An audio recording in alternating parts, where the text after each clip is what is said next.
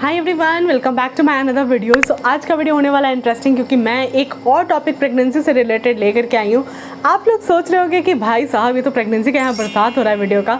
So yes, क्योंकि मेरा जो अपना एक्सपीरियंस है ना, मैं चाहती हूँ कि वो आप लोगों के साथ शेयर करूँ, सो डैट कि आप लोगों को अपने टाइम पे किसी भी तरीके का कोई दिक्कत नहीं हो। जितना नॉलेज मैं दे सकती हूँ आप लोगों को, उतना मैं ट्राई कर रही हूँ कि आप लोगों तक पहुँचाऊँ। बाकी आप लोगों की मर्ज़ी कि आप लोगों को लेना है या नहीं, बट अगर आप लोगे या सुनोगे अच्छे से तो डेफिनेटली आप लोगों को कुछ ना कुछ तो पॉइंट्स समझ में आएगा, कुछ ना कुछ तो बेनिफिट ज़रूर आप लोगों को मिलेगा इस चीज़ से। तो वीडियो को पूरी तरह से ज़रूर देखना। एंड हाँ, ये वीडियो शुरू करने से पहले मैं ये बता दूं कि one of my subscriber commented on my post, and thank you so much comment करने के लिए। उसका मैं नाम और कमेंट यहाँ टैग कर देती हूँ, और आप वो पढ़ो। और उसमें लिखा है साफ कि वेट मैनेजमेंट कैसे रखें अपना ड्यूरिंग प्रेगनेंसी। तो सबसे इम्पॉर्टेंट चीज़ यही है। बात ये आता है कि दो टाइप के लोग होते हैं, तो पतले नहीं तो मोटे। अगर कोई लेडीज़ पतली है और वो प्रेगनेंसी में अगर वेट गेन कर रही है, तो उनको कोई फ़र्क नहीं पड़ता है कि चलो ठीक है, मेरा वेट इतना था, इतने से इतना हो रहा है, 10-15 अगर केजी मैंने गेन कर भी लिया तो बहुत ज़्यादा इम्पैक्ट नहीं पड़ रहा है। ठीक है, जो पेन वगैरह होते हैं बॉडी में और स्ट्रेच मार्क्स आते हैं, वो सब बात अलग है। वो सब चीज़ें नॉर्मल है, वो सब चीज़ें होनी है, नहीं भी होनी है तो ठीक है, वो अलग एक टॉपिक है, उस पर अलग से बात करेंगे। बट अगर जो लोग ऑलरेडी वेट गेन कर चुके थे प्रेगनेंसी से पहले, कंसीव करने से पहले, उनका बहुत बड़ा कंसर्न है कि प्रेगनेंसी में वेट गेन हो रहा है। वेट को लेकर बिल्कुल भी टेंशन मत लो, बहुत इजी सा चीज़ है जो आपको ध्यान में रखना है। बहुत ज़्यादा ऐसा कुछ मेजर फैक्टर नहीं है, क्योंकि मैं भी पतली नहीं थी बिल्कुल बहुत ज़्यादा। जैसे अगर मैं अपने बारे में बताऊँ तो मैंने भी ऑलरेडी वेट गेन कर रखा था, उस पर मैंने कंसीव करा, और उसके बाद फिर मैंने अपने वेट को किस तरह से मेंटेन करा कि मेरा weight 5 to 6 kg max to max gain किया है, और उससे ज़्यादा नहीं गेन किया है। तो किस तरह से मैं मेंटेन कर रही हूँ कि बच्चे को भी प्रॉपर्ली उसका भी वेट बढ़े, बट आपका इतना ज़्यादा भी ना बढ़ जाए कि आप सोच ही ना पाओ कि उसको किस तरह से फिर मैनेज करना है। क्योंकि वेट बढ़ने की वजह से लास्ट टाइमेस्टर में बहुत प्रॉब्लम होता है, आपको बहुत सारे प्रॉब्लम फेस करने पड़ेंगे। जैसे अगर आप सोए हुए हो रात के टाइम पे, तो आपको उठने में बहुत ज़्यादा दिक्कत होने वाला है। वो तो खैर किसी भी टाइम होने वाला है, क्योंकि आप ऑब्वियसली अपने नॉर्मल वेट से ज़्यादा वेट गेन कर चुके हो, तो आपको दिक्कत होगा।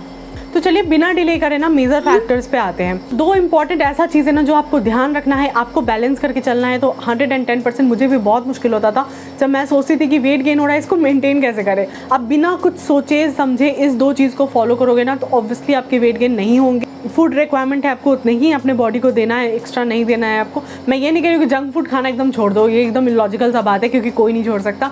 मैंने भी नहीं छोड़ा है, मैं भी खाती हूँ थोड़ा बहुत अभी भी।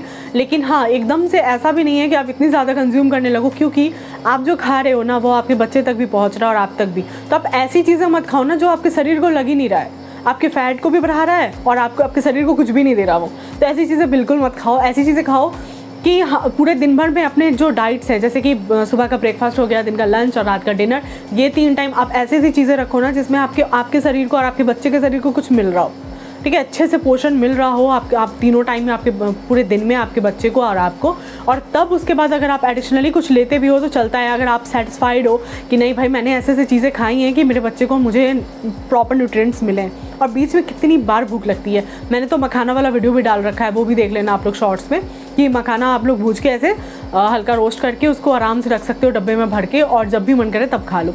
या बादाम भी होता है ना, पीनट वगैरह, तो उसको भी आप फ्राई करके आराम से रख के खा सकते हो। उसकी भी मैं रेसिपी लेकर के आ जाऊँगी आप लोगों के लिए।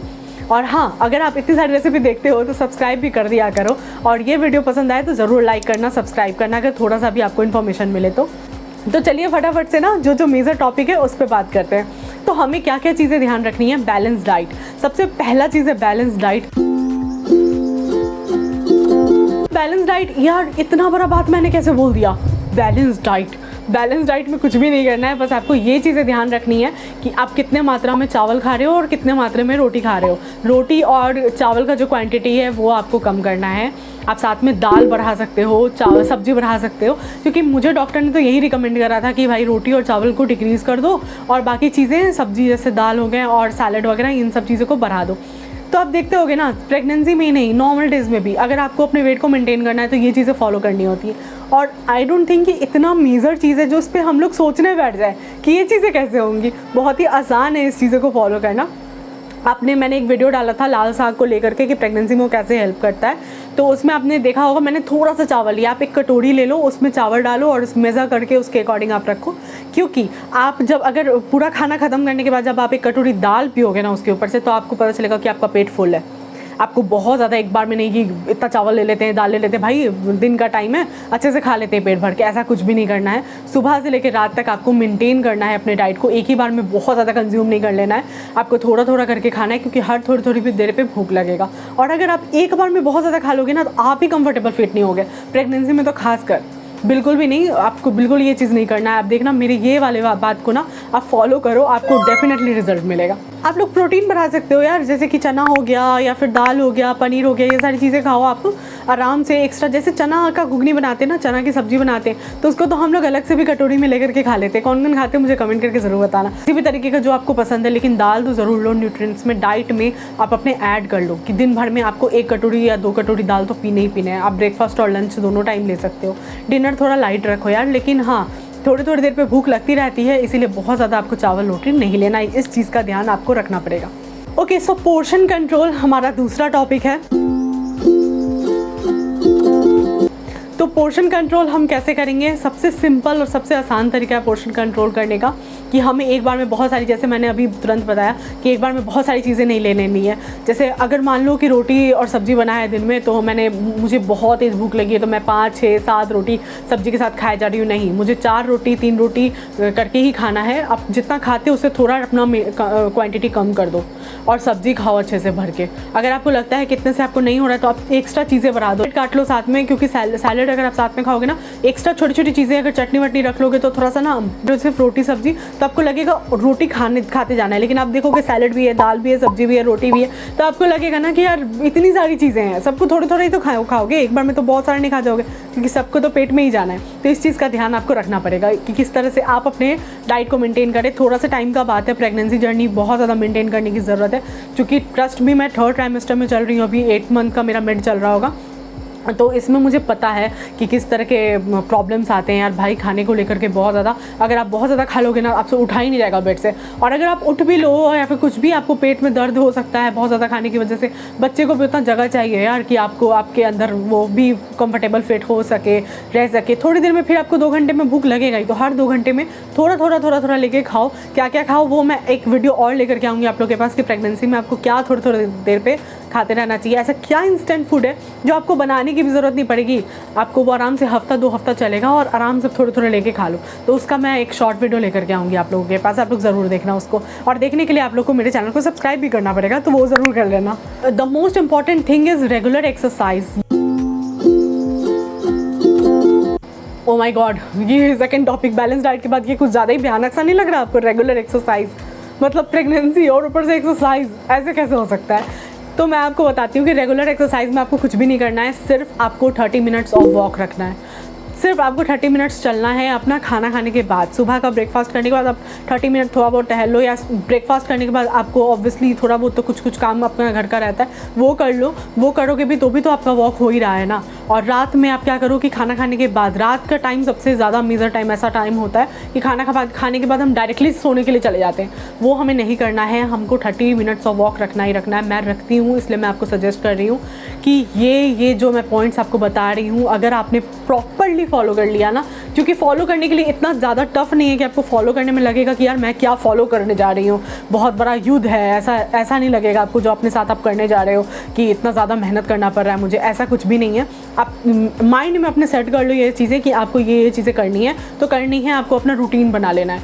30 मिनट ऑफ वॉक बहुत ज़्यादा बड़ा बात नहीं है, आप आराम से चल सकते हो। हाँ, तो एक और चीज़, मॉनिटर वेट गेन। अगर आप हमेशा डॉक्टर के पास जा रहे हो ना, तो जो वेट गेन है आपका वो हमेशा मॉनिटर होता रहेगा। तो आप देख लो ना कि वहाँ पर कितना आपका वेट गेन हुआ है। 1 किलो आपका अगर बढ़ रहा है हर टाइम, तो आपको और ज़्यादा मेंटेन करने की ज़रूरत है। तो आप ध्यान रखो कि आपको कितना ज़्यादा मेंटेन करना है। आप डॉक्टर से भी कंसल्ट कर सकते हो इस चीज़ के लिए कि मैं डॉक्टर कितना ज़्यादा वेट गेन करना, ज़्यादा मेरा अभी ये वेट है तो मैं कितना और ज़्यादा वेट गेन कर सकती हूँ।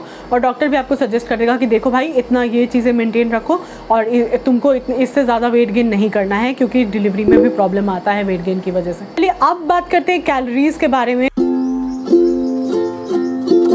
तो ये चीज़ें तो हम आज के ज़माने में भूल ही गए हैं चाहे वो मैं हूँ, आप हो, कोई भी हो, हम लोग सब भूल चुके हैं। बहुत ही रेयरली कोई है जो इस चीज़ को फॉलो कर रहा है। ऐसी चीज़ें बिल्कुल मत खाओ। जैसे मैंने ना शुगर एकदम बहुत कम कर दिया है अपने डाइट में। मैं सिर्फ अगर सुबह 1 कप चाय पीती हूँ ना, तो उसमें चीनी ऐड करती हूँ, और वो भी बहुत ही हल्का सा, एकदम ऐसा नहीं कि बहुत मीठा चाय पी रहे हैं चाहे कुछ भी, इतना ही जितना रिक्वायर्ड है। जितने में लगे कि नहीं टेस्ट आ चुका है शुगर का, उतना ही ज़्यादा, उससे ज़्यादा नहीं। शुगर बिल्कुल अवॉइड कर दो। और उसके साथ अगर आप मान लो कि कभी दही खा रहे हो, कभी आपको शुगर का ज़रूरत पड़े, तो उसकी जगह आप गुड़ यूज़ कर लो। गुड़ बहुत ही बेनिफिशियल है। मैंने गुड़ खाया है पूरे अपने प्रेगनेंसी में, दही खाते टाइम, और कभी भी ऐसा मुझे फील नहीं हुआ है कि मेरा उसकी वजह से वेट गेन हुआ। बट अगर आप शुगर ऐड कर रहे हो तो बहुत गलत कर रहे हो, क्योंकि आपके प्रेगनेंसी में बहुत कुछ बढ़ता है, जैसे डायबिटिक हो गया, ये सब चीज़ें, तो शुगर बढ़ने के चांसेस हो सकते हैं अगर आप चीनी खा रहे हो, घर में बैठे हुए हो, और ऑब्वियसली आप उतना ज़्यादा एक्टिविटी तो कर नहीं सकते हो क्योंकि आप प्रेग्नेंट हो। तो इसीलिए इस चीज़ को मेंटेन रखना बहुत ज़्यादा ज़रूरी है। अगर आपका एक्टिविटी इतना है तो आप शुगर ऐड कर रहे हो तो चलता भी है यार, कि चलो ठीक है, ले लिया तो ले लिया करके। लेकिन आप अगर अभी नहीं उतना अगर एक्टिविटी कर रहे हो, 30 मिनट वॉक इतना ज़्यादा बड़ा चीज़ भी नहीं है, तो शुगर अभी अवॉइड करो। ये सारी चीज़ें आपको बैलेंस करके चलनी पड़ेंगी, तब देखना आपका लाइफ कितना आसान हो जाएगा वेट गेन को लेकर के। आप बिल्कुल भी टेंशन नहीं लोगे। सबसे आखिरी टॉपिक, इस बारे में सब कोई बात करते हैं, सब ने आपको बताया भी होगा और आप भी जानते हो इस बारे में कि हाइड्रेटेड रहना कितना ज़रूरी है। अगर आप नारियल पानी भी पी रहे हो ना, तो उससे भी आपको हाइड्रेशन मिल रहा है। और वो तो एक पार्ट हो गया कि चलो आप दिन में 1 या 2 मैक्सिमम नारियल पानी पी रहे होगे। अगर आप घर पे हो ना, तो आप अच्छा खासा 1 या 2 लीटर बॉटल में पानी भर लो। आप जहाँ लेटते हो, बैठते हो, वहाँ रखो अपने साथ, एक ग्लास रख लो, आराम से पानी डालो और पीते रहो। अगर आपको बॉटल से पीना पसंद है, जैसे भी आपको पीना पसंद है, आप पानी पियो, लेकिन हर थोड़ी थोड़ी देर पे पानी पीते रहो। नो मैटर वॉट कि आपको कितनी बार बाथरूम जाना पड़ रहा होगा, कितनी बार बाथरूम जाने के लिए आप परेशान हो रहे होगे, लेकिन आप पानी पियो। क्योंकि आप पानी पियोगे ना, तो आप, मतलब मैं क्या ही बताऊँ यार, मैं पानी जब बिल्कुल नहीं पीती थी बहुत ज़्यादा, मतलब पानी मेरा बहुत ज़्यादा कम होता था कि दिन भर में मैं 2-3 ग्लास ऐसे मेरा सीन रहता था। और सब कुछ बोलते थे कि अगर तुमको कोई भी दिक्कत हो रहा है ना, तो वो पानी कम पीने की वजह से। मेरे पापा हमेशा मुझे सजेस्ट करते थे कि पानी पियो, but I always used to avoid it. But अभी प्रेगनेंसी में मैंने जो सबसे ज़्यादा इंक्रीज़ किया है ना, भले ही उसकी वजह से मुझे कितना भी वॉशरूम जाना पड़ रहा हो, बट मैंने सबसे ज़्यादा जो इंक्रीज़ किया है वो है पानी पीना। पानी मतलब हमेशा मेरे पास बॉटल रखा रहता है, और मैं हमेशा थोड़ी थोड़ी देर पे पानी पीते रहती हूँ। जो कि डिहाइड्रेशन बहुत होगा, वो आपको मजबूर कर देगा पानी पीने के लिए, नो डाउट। बट आपको भी ऐसा आदत पड़ जाएगा ना 1-2 महीने पे, कि आप खुद ही उसको ढूंढने लग जाओगे कि भाई पानी कहाँ है, पानी चाहिए मुझे। रात में आप उठ के पानी पियोगे, ऐसा सिचुएशन आ जाएगा। वॉशरूम जाओ, उसके बाद आने के बाद आप पानी पियोगे, इतना डिहाइड्रेशन होगा। तो पानी पीना बहुत ज़्यादा ज़रूरी है गाइज़। या गर्ल्स, प्लीज़ आप इस चीज़ पे ध्यान दो कि पानी पीना ज़रूरी है। पानी प्लीज़ प्लीज़ प्लीज़ पियो, बहुत ज़्यादा हेल्प करता है आपको बहुत सारी चीज़ों में। 8वें महीने आते आते ना बहुत सारे ईचिंग प्रॉब्लम्स होने लगते हैं, बहुत सारे लोगों को हेयर फॉल होने लगता है। तो ये सारी चीज़ों में ना बहुत ज़्यादा हेल्प होगा अगर आप पानी सही से पियोगे तो। और हाँ, जितनी भी चीज़ें मैंने बताई ना, अपने लाइफ में ज़रूर इंक्लूड करके देखो। अपना एक चार्ट प्रिपेयर कर लो कि इस तरह से मुझे ये इस टाइम पे ये करना है, इस टाइम पे ये करना है, इतने न्यूट्रिएंट्स मुझे लेने हैं। प्रॉपर्ली अपने माइंड में सेट कर लो और उस तरह से प्रॉपर्ली फॉलो करो। देखना आपको 110% रिजल्ट मिलेगा। मैं ये नहीं कह रही कि आपका वेट कम हो जाएगा, ऑब्वियसली आपके अंदर बेबी है तो आपका वेट गेन होगा ही होगा, बट हाँ, काफ़ी मात्रा में आपको ये रिजल्ट देखने को मिलेगा कि कितना ज़्यादा आसान हो गया है लाइफ। बॉडी भी हल्का लग रहा है। अगर आप बार बार पानी पियोगे, वॉशरूम जाओगे, तो आपका बॉडी भी हल्का रहेगा, और जितने भी टॉक्सिक चीज़ें हैं वो सारी चीज़ें रिमूव होती रहेंगी आपकी बॉडी में से। तो अगर हाँ, डाइट को लेकर थोड़ा सा भी कंफ्यूजन है, तो आप अपने डॉक्टर से भी पूछ सकते हो, गायनेक से, कि या फिर डाइटिशियन भी रख सकते हो आप। तो डाइटिशियन का अगर लगे कि आपको बहुत ज़्यादा चार्ज देना पड़ रहा है, और गायनेक के पास तो आप जाते ही हो, तो नॉर्मली आप पूछ सकते हो कि मेरे डाइट के लिए क्या चीज़ें इंपॉर्टेंट है, मतलब मुझे क्या चीज़ें ज़्यादातर प्रेफर करनी चाहिए लेने के लिए। आपको डॉक्टर सजेस्ट कर देंगी, फिर आप उसके अकॉर्डिंग अपनी चीज़ें अपनी डाइट में ऐड कर सकते हो और ले सकते हो। इसी चीज़ के साथ मैं अपने वीडियो को यहाँ एंड करती हूँ। बट उससे पहले मैं ये बात ज़रूर बोलना चाहूँगी कि मुझे पता है, मैंने रिपीट कर चुका है इस वीडियो में ऑलरेडी, कि ये सारी चीज़ों को आप फॉलो करो। आप फॉलो करोगे तो आपको कुछ ना कुछ रिजल्ट ज़रूर मिलेंगे, एंड 110% रिजल्ट मिलेंगे। क्योंकि मैंने भी वेट गेन कर रखा था अपना, और उसके बाद मैंने इस चीज़ को मेनटेन करा है कि मेरा 10-15 किलो इतना ना बढ़ जाए, हमेशा कि मेरा वेट गेन ना हो। क्योंकि बेबी होने के बाद उस डिक्रीज़ करने में बहुत ज़्यादा मेहनत लगेगा, और सबसे बड़ी चीज़ डिलीवरी के टाइम में भी बहुत ज़्यादा दिक्कत आ सकती है किसी चीज़ की वजह से। आई होप आपको ये वीडियो अच्छा लगा हो तो लाइक ज़रूर करना, सब्सक्राइब करना और शेयर ज़रूर करना अपने फ्रेंड्स के साथ जो ऑलरेडी प्रेग्नेंट है या प्रेग्नेंट होना चाहती हैं, ताकि उनको थोड़ा सा नॉलेज मिल सके मेरे वीडियो से। मिलती हूँ नेक्स्ट वीडियो में, तब तक के लिए टेक केयर, बाय।